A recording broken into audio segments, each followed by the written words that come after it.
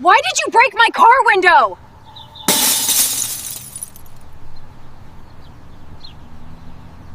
They say you shouldn't get too attached to material things, but when someone destroys the car you've worked years to own, you don't just let it slide. You make sure they regret it for a very long time.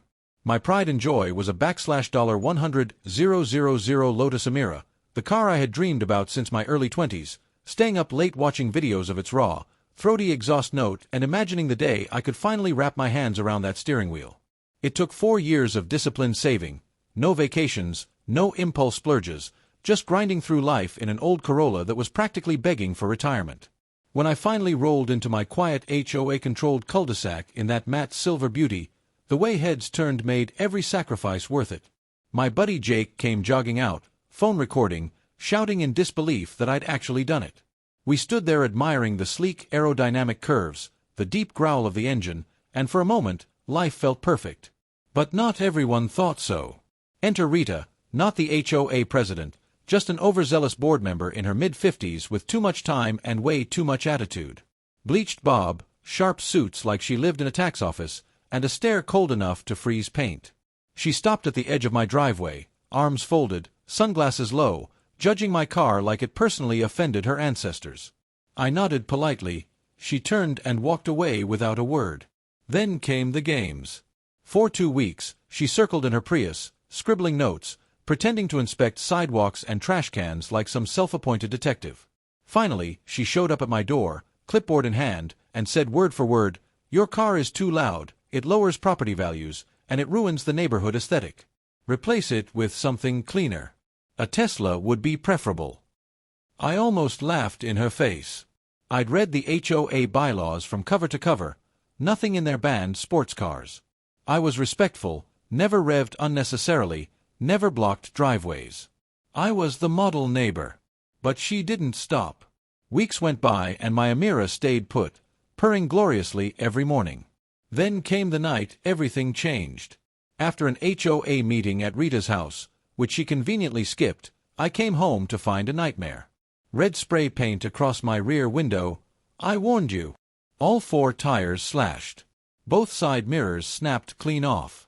My hands shook as I opened my Ring camera footage, and there she was, hood up, gloves on, spray can in hand, even flipping off the camera before walking away. This wasn't petty HOA drama anymore. Under California Penal Code 594, it was felony vandalism, and I wasn't about to let it go. I called my attorney, Sam, that same night. We examined the footage frame by frame, zooming in on her stance, her smirk, everything. No question, it was her.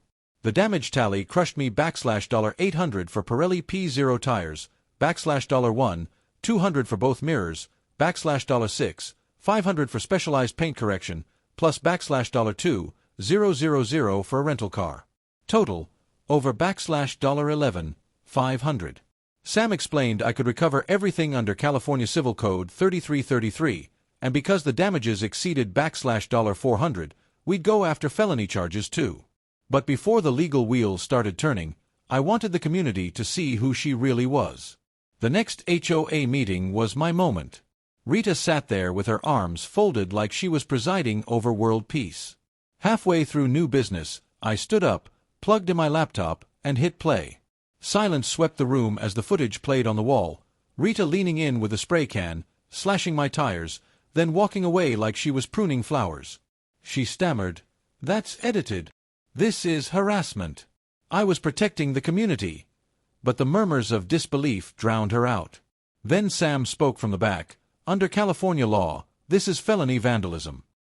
2 days later, she was served at her doorstep. The look she gave me across the street wasn't anger anymore. It was pure fear. But I wasn't done. Court day came, and Rita strutted in wearing a fake smile like charm could erase high-definition video evidence. My attorney laid everything out.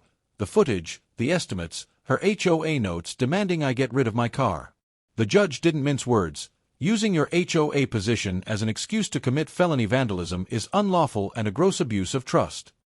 Verdict: guilty. She owed $13, $500 for repairs, rental, and legal fees, plus restitution, probation, community service, and a short stay in county jail. 30 days to pay or risk property seizure under California law. 2 months later, her blinds were closed, her Prius gone. One morning, a moving truck pulled up, and by sundown, Rita Baker disappeared without a word. I didn't celebrate, didn't boast. I just drove my Emira around the block. Fresh paint, new tires, engine humming like it owned the road. A few neighbors waved. Some clapped. I parked, stepped out, and for the first time in weeks, I breathed freely. Because sometimes winning isn't about shouting the loudest, it's about letting truth and the law speak louder than anything else.